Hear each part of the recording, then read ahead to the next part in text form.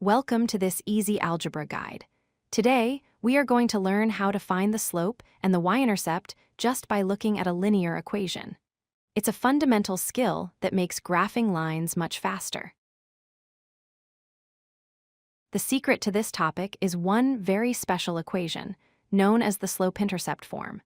It reads as y equals mx plus b. Every letter here has a specific job, and knowing what they stand for is the key to solving these problems.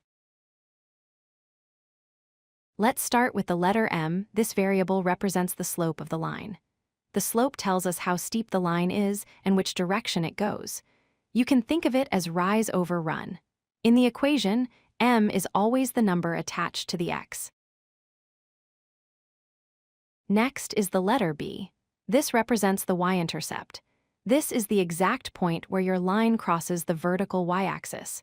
It's the starting value of the graph when x is 0. In the equation, b is the constant number standing by itself.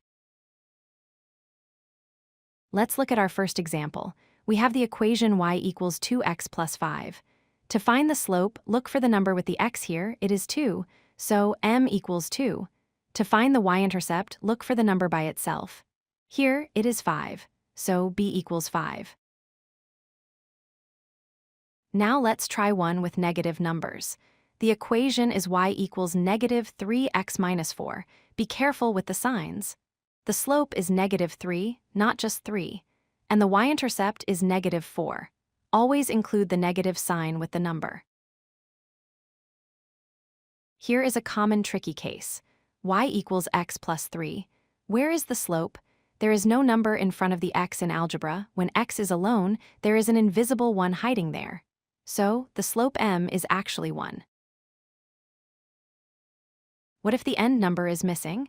In the equation y equals 4x, we don't see a plus b. This means we are adding nothing or 0. So, the slope is 4 and the y-intercept b is 0. The line starts at the origin.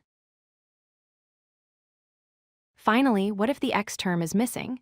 If we just have y equals 6, there is no x. This means the slope is 0. It is a flat horizontal line, so m is 0 and the y-intercept is 6. To recap, the slope m is always the number attached to the x, and it controls steepness. The y-intercept b is the constant number, and it tells you where the line starts on the y-axis. Keep an eye out for missing terms, which usually mean a value of 0 or 1. If you like this video, hit that like button and don't forget to subscribe. Visit codelucky.com for more such useful content.